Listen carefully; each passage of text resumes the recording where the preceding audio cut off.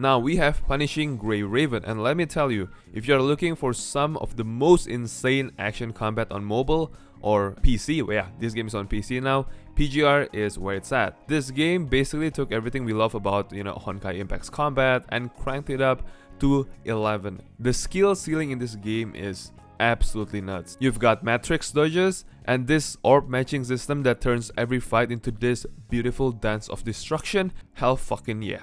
And the post-apocalyptic setting with corrupted robots and the whole consciousness transfer storyline, man, chef's kiss. Plus, Kuro Games actually respects free-to-play players. You can realistically get every new S-rank character as long as you save properly. But here's the thing though, and this is why it is lower on my list. PGR can be absolutely amazing, but it can be exhausting to play. Like, this isn't a gacha game you can just chill and auto battle while watching Netflix or whatever you want to do at work. Every piece of difficult content demands your full attention, and honestly, after a long day of work, sometimes your fingers just aren't ready for that level of sweaty gameplay. The game's been out for a while in global now and it is catching up to the Chinese server, and while it is going strong, it definitely feels like it's been overshadowed by newer releases. Like, Zelda Zone Zero, Honkai Star Rail, Wuthering Waves, and the PC port is not the best honestly in my opinion. The controls can be a little bit clunky at times, so I guess that's pretty much my complaint about it. But damn, this game is still an absolutely solid game, especially if you are the type who loves to master combat mechanics. This is the best of the best, like number one best. So yeah, this is why PGR is in my god tier gacha game list. The next is Girls Frontline 2, and GF2 is what happens when XCOM and waifus have a baby, and honestly, it works way better than it has any right to be. Maika team completely rebuilt this from the ground up. We're talking about full 3D models, tactical turn-based combat where positioning actually matters, and cover systems that make you think twice before every move. I mean, I freaking love the visuals in this game, man. It is so beautiful. The 3D models, I think it is better than anything else in the market right about now. So, what about the stories? It's pretty dark than most gacha games, and I think you should just, play it by yourself, honestly. Now, I gotta be real with you, man. GFL2 can sometimes a bit not free-to-play friendly. And the recent updates of the skin update has everyone feeling a bit wonky. Like, they just don't like it because it is a gacha skin. But then again, this game is still very solid. This game is good. I play this every day and I'm still having a lot of fun playing it. And visuals, nice. Gameplay, nice. I think that's all that matters because I always play this game free to play and don't really care about that kind of stuff. So yeah, it is still in my god tier gacha game list. Next is Brown Dust 2, and Brown Dust 2 proves that sometimes a sequel can actually fix everything wrong with the original.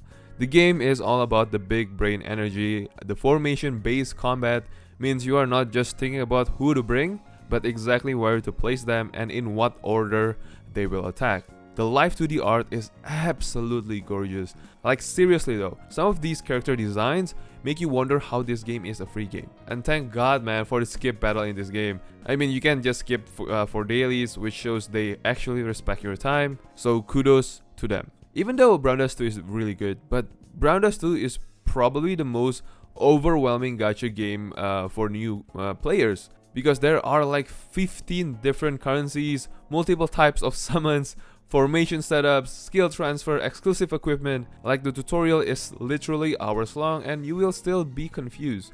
The game does that thing where it tries to be helpful by throwing free stuff at you, but you have no idea what any of it does or why it is important until you're like 50 hours into the game.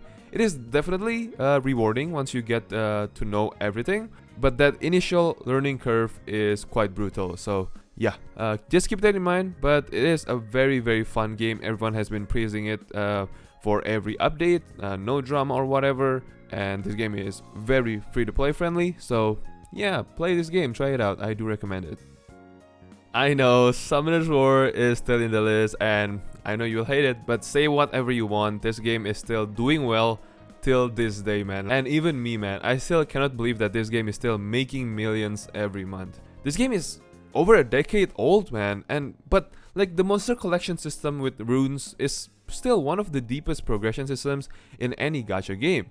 You could play this for 5 years and still be finding new team compositions for different content because of the balance patches and all the new changes and whatnot. And the PvP scene, man, is insanely competitive. There's always events running, and Come To Us somehow keeps pumping out new content that keeps veteran players engaged, like the new Jujutsu Kaisen, the new Assassin's Creed, which is amazing. But let's not sugarcoat it. Summoner's War looks old as hell. Like, we are talking 2014 graphics in 2025, and it kind of shows, right? The rates of the summons are also absolutely criminal compared to modern gacha games. This game still has no pity system for years, man, and you guys are still giving this game money even though it doesn't have pity system. I don't know what to say anymore about that, but yeah, this game is still a god tier gacha game because many people are still playing this game, veterans, new players, and honestly, the quality of life update has been really good though. So yeah, Summer's War, man. Play this game. I still recommend it, 50-50 recommended, so try it out. Seven Knights Rebirth, the newest one in this list. I gotta give props to Netmarble for actually listening to feedback and rebuilding their game from scratch. The path system in this game is genuinely innovative, having a little companion that provides passive buffs and can actually turn the tide of battle is super satisfying.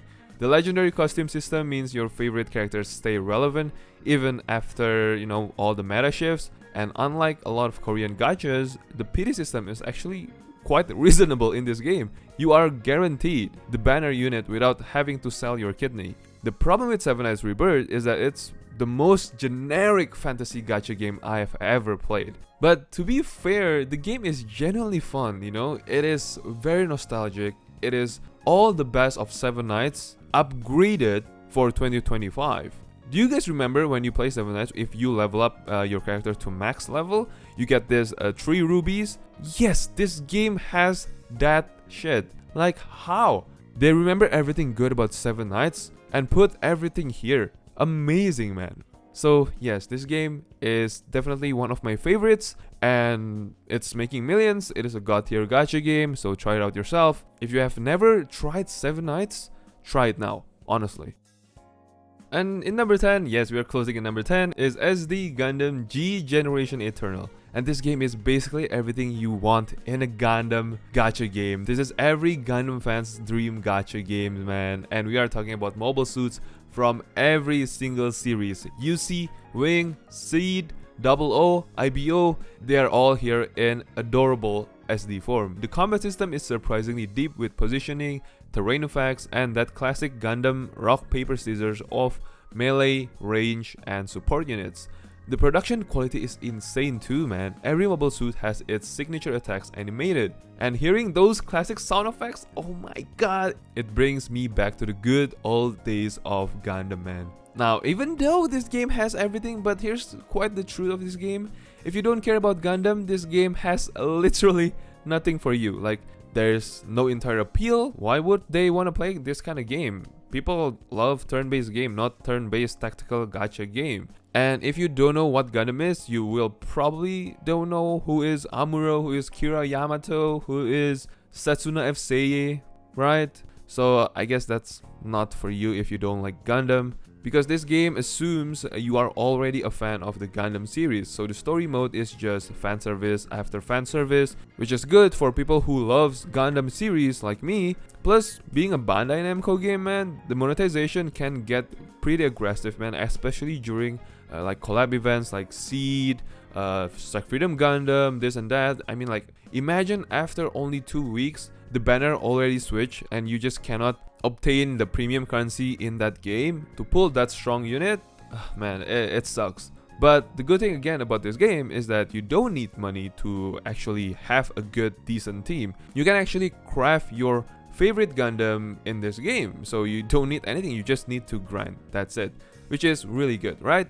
So yeah, SD Gundam G Generation Eternal will always be in my god tier gacha game list because, man, the fan service is amazing, gameplay is amazing because it is staying true to the SD Gundam formula combat system, and there's a lot of content in this game. That's it. So enjoy this game. I do recommend it.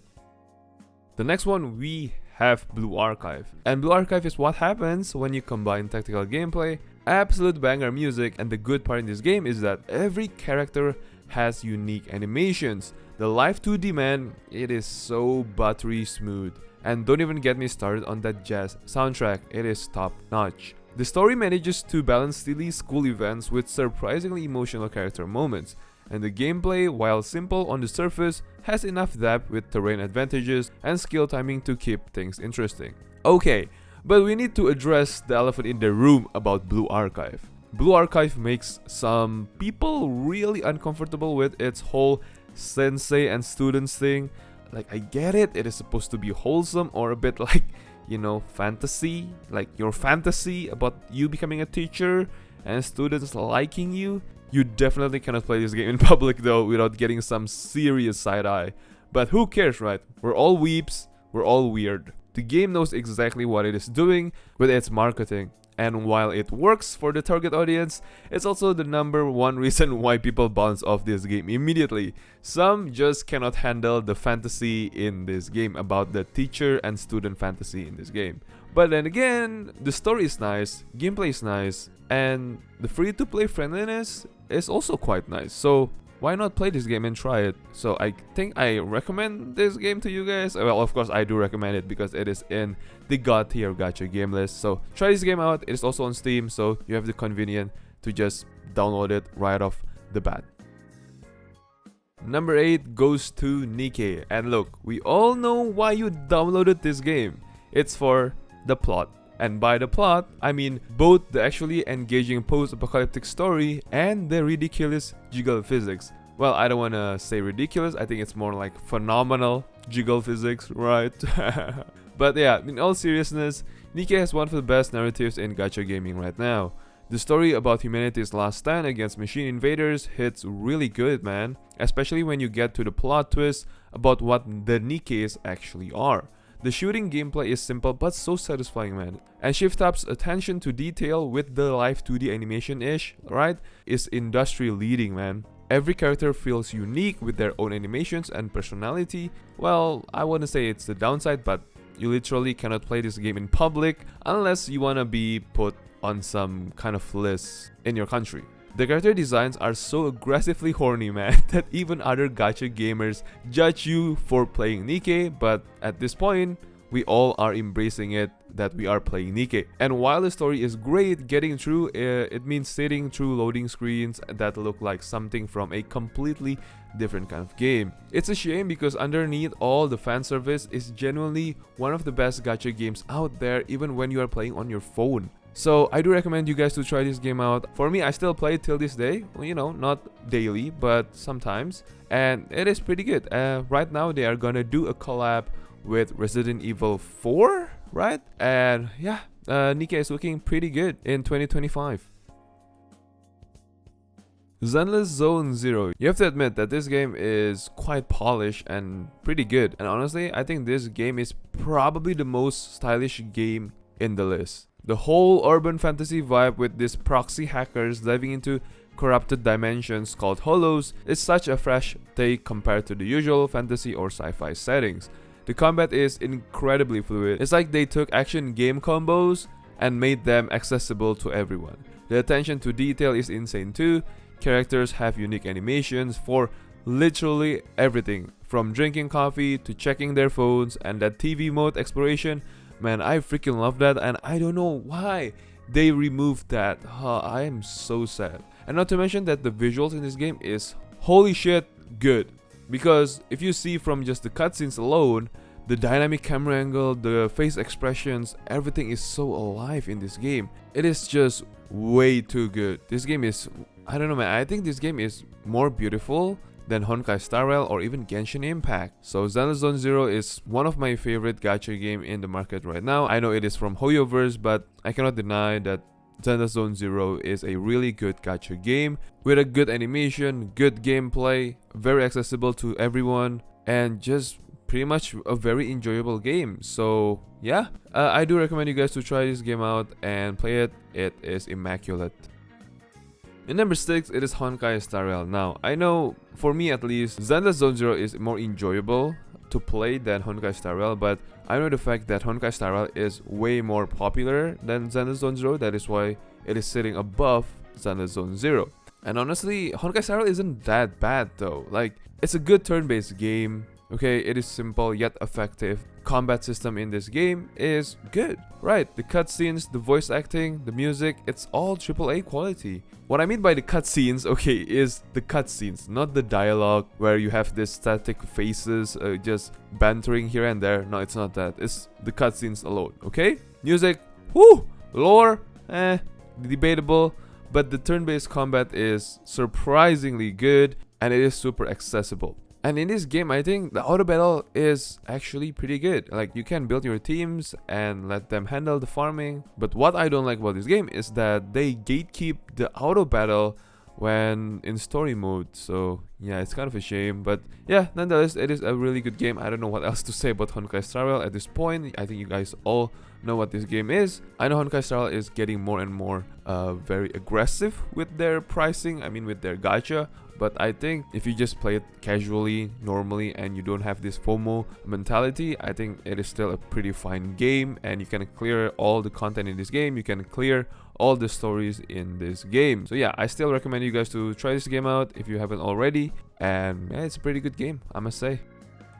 Coming in at number 5, it is Uma Musume Pretty Derby. It is probably the weirdest game you've ever played, but this game is making millions every month and people are playing this game and there's no drama surrounding this game. I think it is probably the smoothest release of this year. Yes, it is a horse racing game, but they are anime girls. So if you see a girl in Uma Musume, it means they are a horse. And I don't know what to explain to you guys. I don't know what to tell about it. Just accept it that this game is pretty weird. But holy hell, man, Cygames didn't just make a cash grab, okay?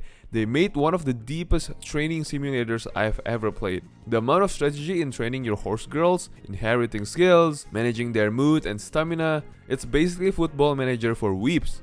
The 3D concepts are absolutely stunning, and the fact that each character is based on a real racehorse with their stories in it, that is attention to detail, man. The game prints money in Japan for a reason, and the global release, man, it also prints a lot of money. Honestly, I don't know what else to say about this game. I don't think there's a bad thing about this game. It's just that if you like this kind of game, I think this game is really good. But if it is not your cup of tea, I think you will not like it. But this game, if you see it for a game itself, it is a 10 out of 10, man, honestly. So yes, Uma Musume, I think it is worth playing, and this game is on Steam too. So check it out, and I can guarantee that you will have a lot of fun playing this game. Now, this game is what happens when an indie developer decides to make a gacha game that's actually an art. The combined turn-based combat with the clash system is unlike anything else. You are not just selecting attacks, you are literally clashing with enemies in these beautifully animated sequences where dice rolls determine the winner. Every sinner has multiple identities you can collect, each one reimagining them through different literary lenses. Like Gregor, for example, as a G-Corps soldier, or Yi-sang as a Blade lineage member. The story is dense, it is packed with flavor, okay?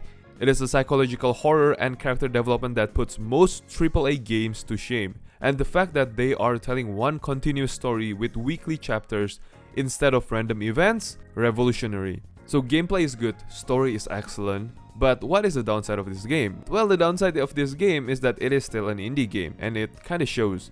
Updates can be a bit slower than big gacha games. I mean, the server can be a bit wonky at times, but the last major update of this game is phenomenal, making it peak at 200,000 players on Steam alone. So this is definitely a god tier gacha game. And if somebody asks me what is a god tier turn-based gacha game, I will definitely put Limbus Company on the list. And now we are coming in my top 3, and number 3 goes to Reverse 1999. And man, this game is just pure vibes. The 1920s to the 1990s aesthetic mixed with time travel and arcane magic is such a unique setting. The art direction is absolutely immaculate in this game.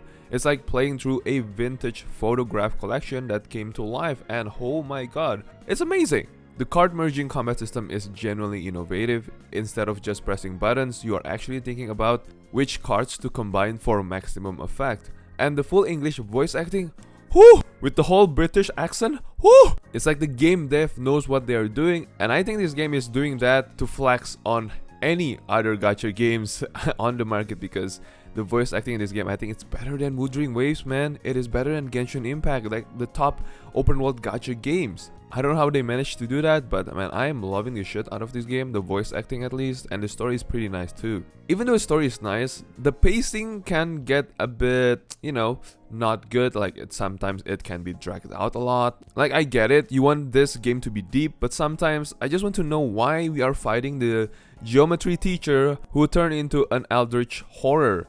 The combat can also feel really slow compared to modern gachas, but I think that's pretty good thing, because what they are trying to do is make their own game and not follow what others or what trend is going on at the market right now. So I think that is pretty good, and I also think that because of it, Reverse 1999 has a super passionate fan base, and the community is insane. Community is so good. Yeah, I do recommend it, and this is why this game is sitting in my top 3.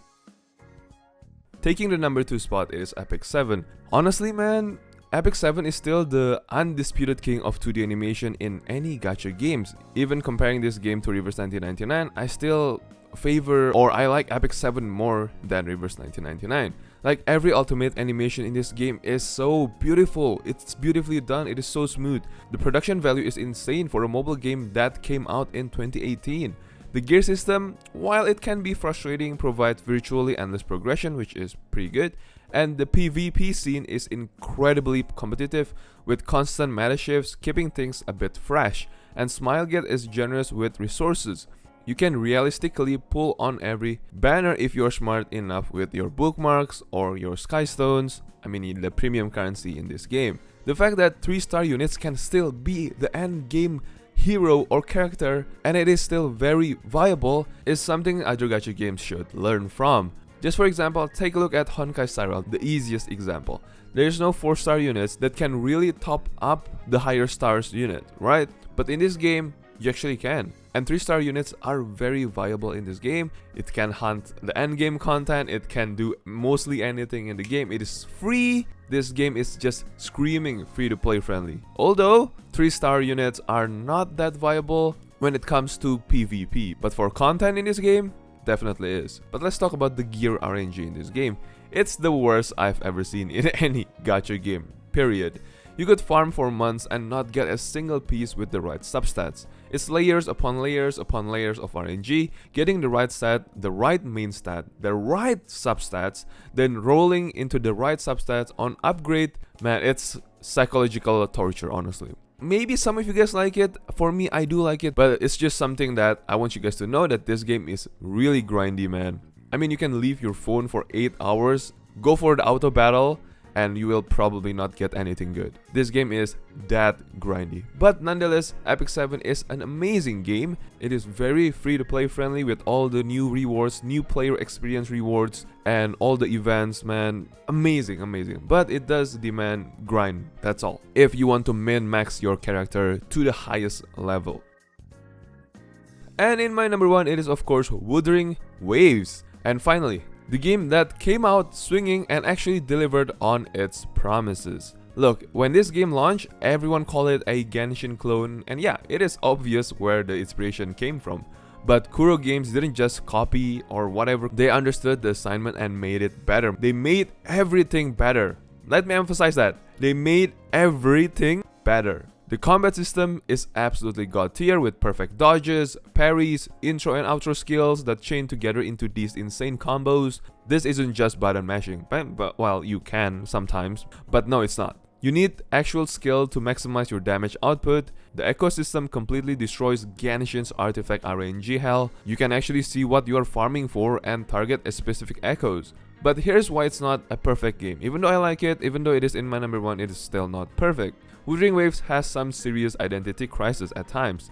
The story started pretty rough, like really rough, while the whole amnesia protagonist thing felt like it was written by a kid, because it is way too generic. But don't get me wrong, from all the updates they have been giving us, the story has become more and more amazing, so kudos to them about that. Animations good, visuals really good, combat system really good. I mean, this game has more things to do than most of AAA games. But you still need to grind, and grinding does take stamina, and stamina does take some time to recover, so just keep that in mind. I mean, I don't think it is kind of like a paywall or a block wall, but it's just that you need to level up your union level so you can upgrade your character into the max level, but that's pretty much it. So nothing else in the gacha space comes close to Wuthering Waves, and Wuthering Waves is proof that gameplay is king, and that is why it is sitting in my number 1.